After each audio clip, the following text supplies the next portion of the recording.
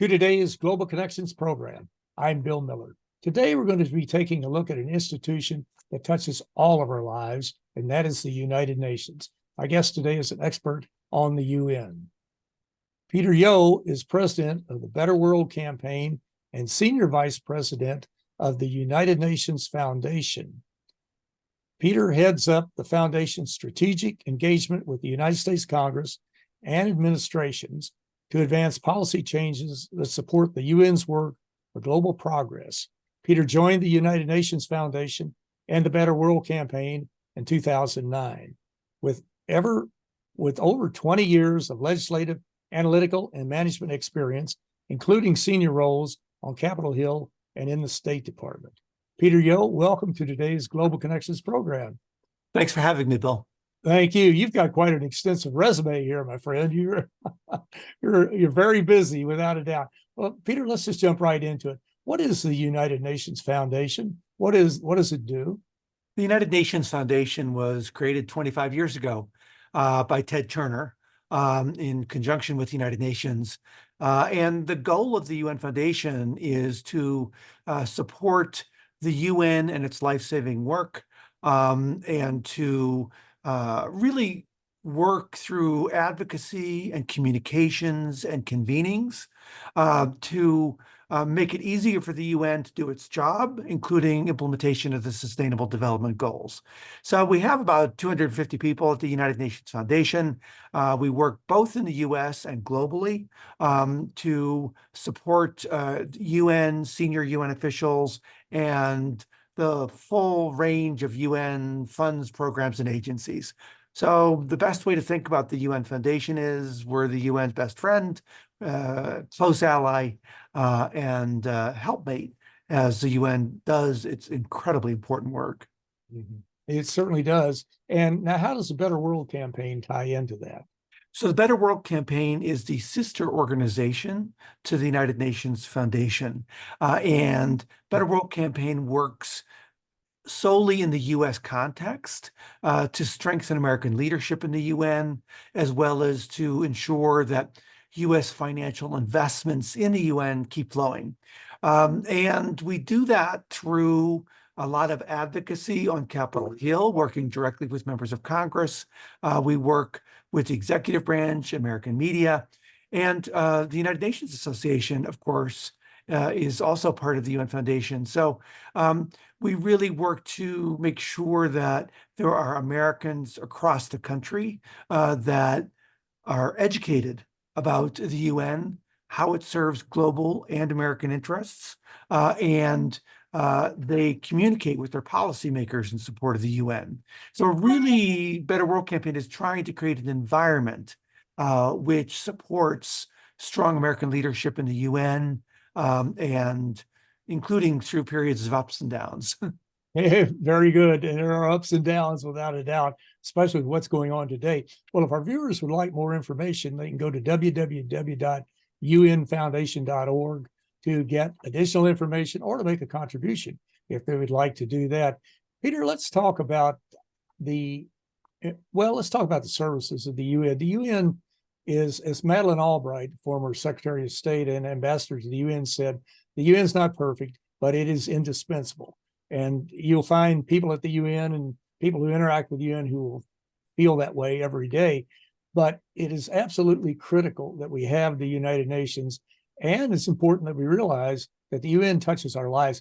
How do you talk to groups about how the UN impacts their lives? There's so many services the UN provides. Do you have an elevator speech that you give them, or how do you do that? Well, first of all, I have on my desk a picture of me and Madeleine Albright. Oh, my goodness.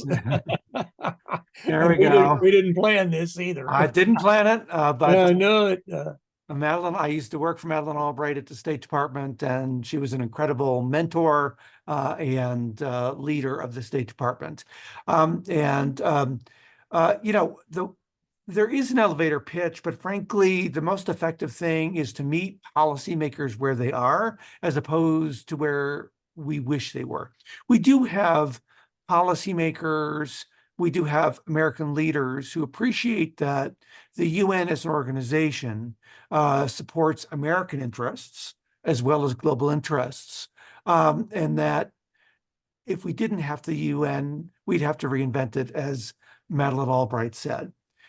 But frankly, it's more effective to talk to policymakers about the issues that they care about. Mhm. So whether it's humanitarian investments, whether it's countering the flow of fentanyl into the United States, or whether it's about making sure that migrants are assisted as they are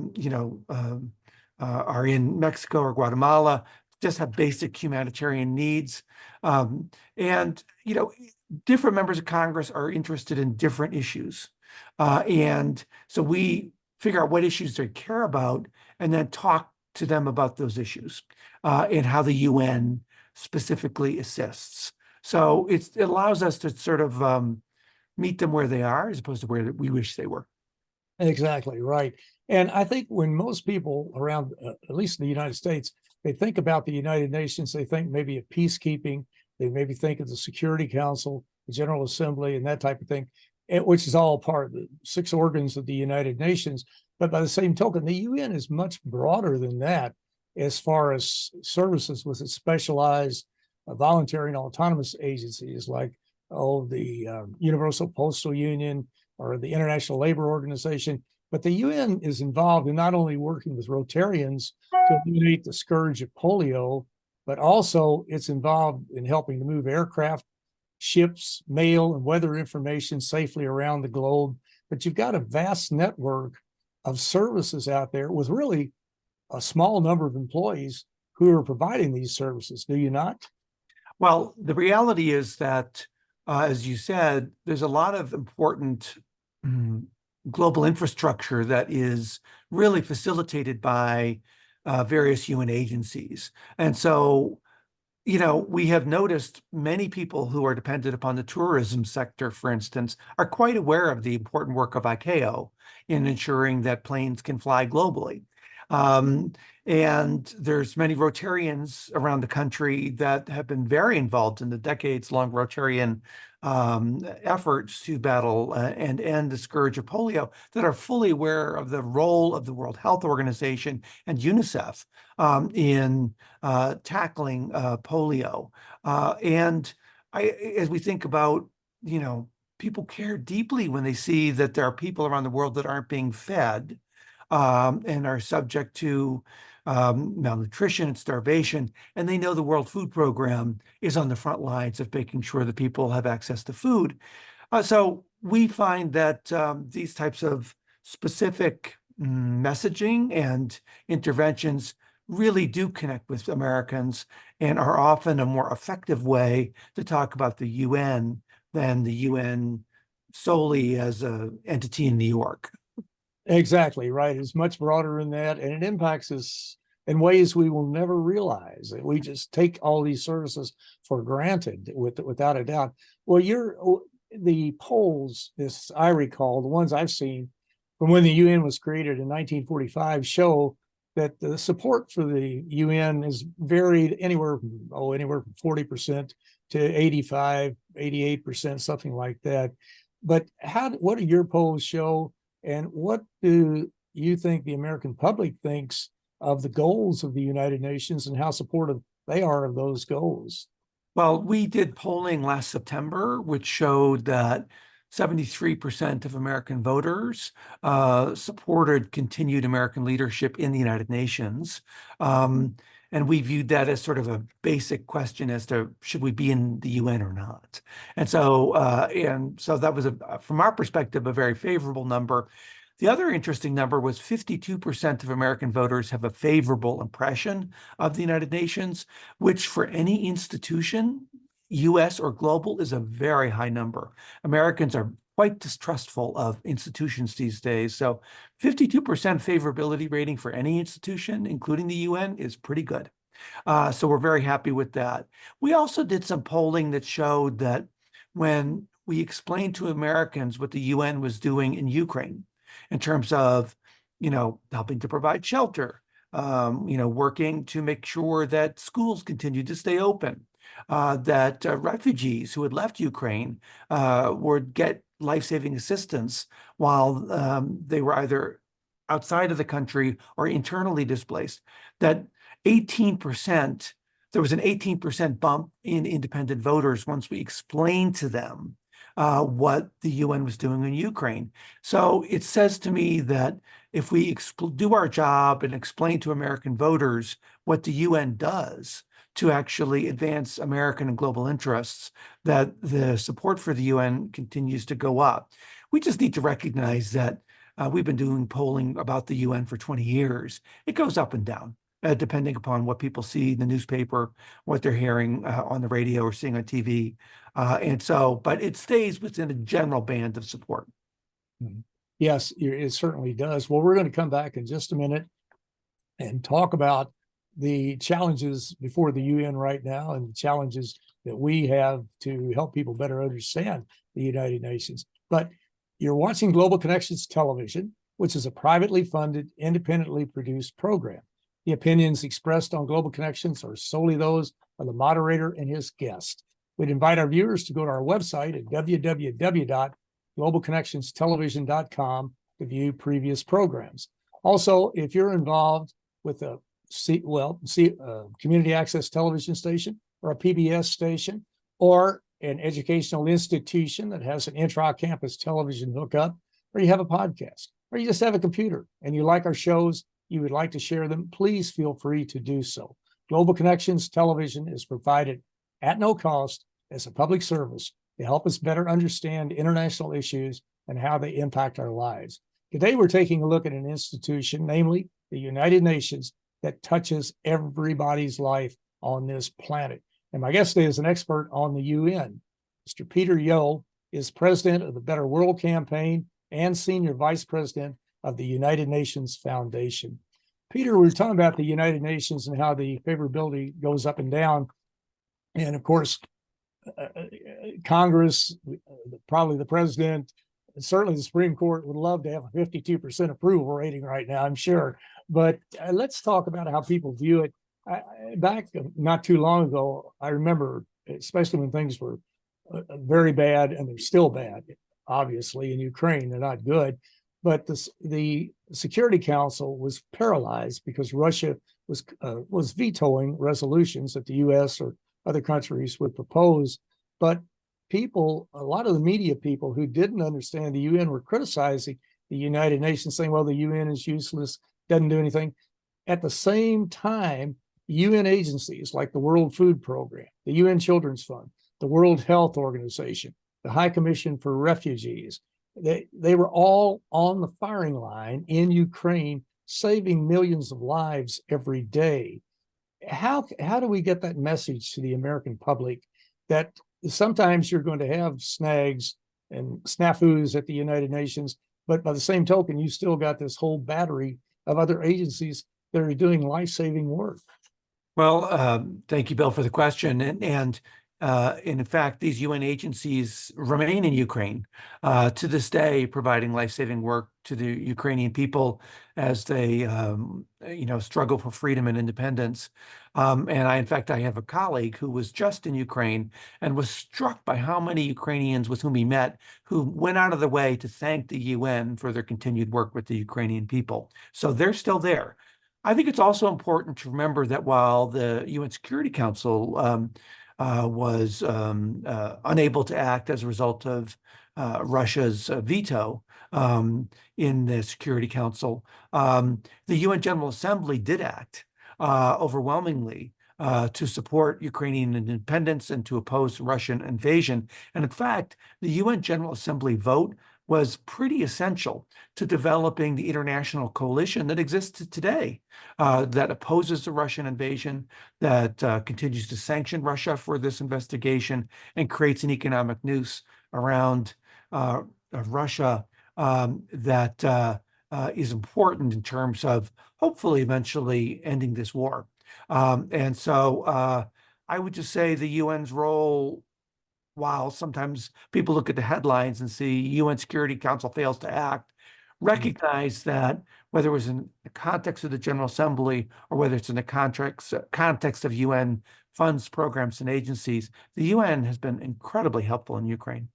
It certainly has. There's no doubt about it. And as I recall, you mentioned the UN General Assembly. It also voted to oust Russia off the Human Rights Council, as I recall, which was a tremendous blow to the prestige of Russia. They certainly, Vladimir Putin was not delighted with that move. I feel very confident. Well, let's jump into the U.S. Congress. You've got to have funding to carry out these programs. There's a very fair system at the UN to allocate how much each country owes to the United Nations, and it's all voluntary contributions, as I recall. But what is the situation now with the U.S. Congress? We've seen the House has been a little dysfunctional, to put it mildly, in many areas. So what's going on with the U.S. Congress, with the Senate and the House, and with the President as far as helping to meet our commitments to the UN?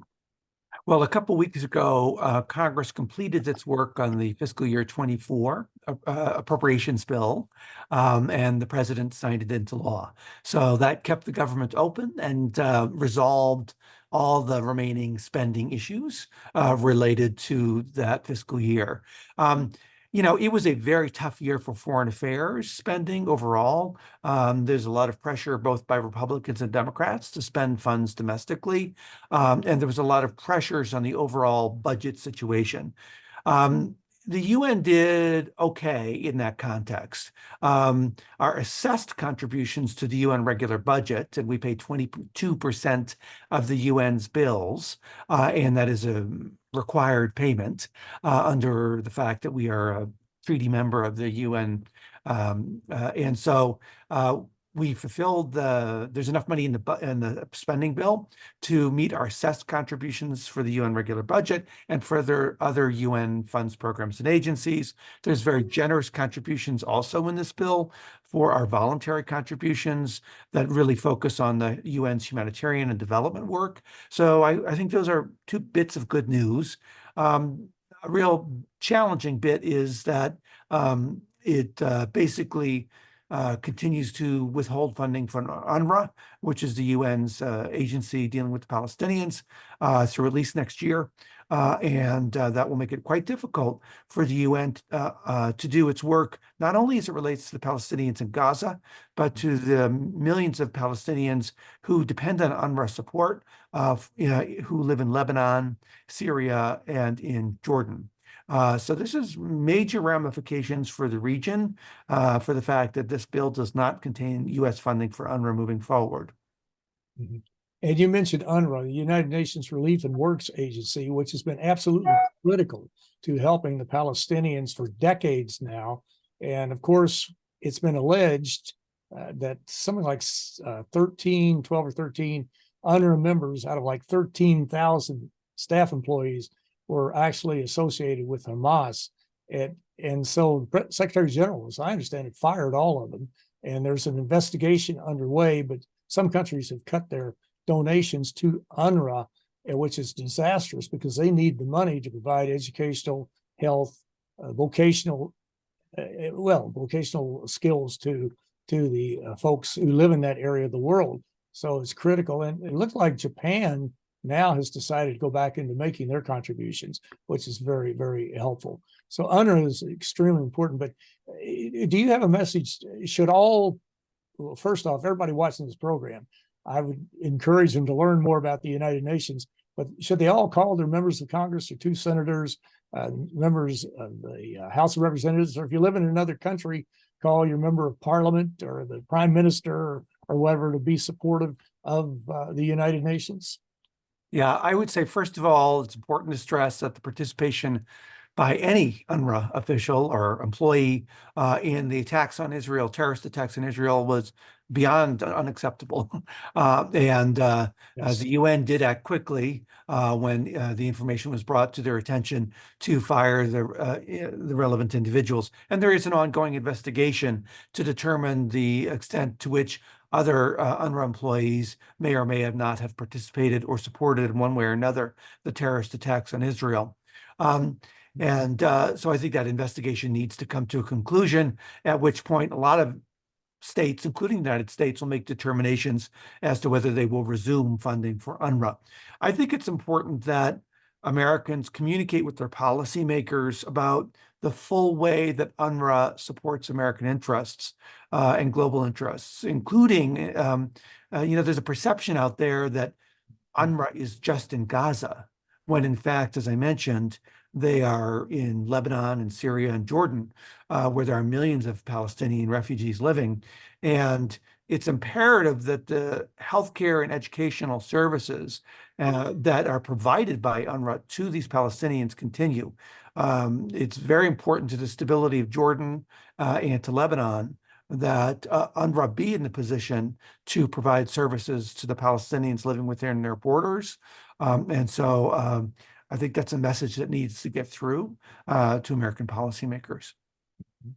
Peter, you're one of the most knowledgeable people in the country on the United Nations, and you've been involved with it for years and years and many other areas. But as you look at it, and we've been talking about it, the UN is not a perfect organization. Everybody will agree to that. Secretary General would agree to it, I'm sure. And there are areas it needs to reform. That's the word they've been using for decades now, and they have made reforms in some areas.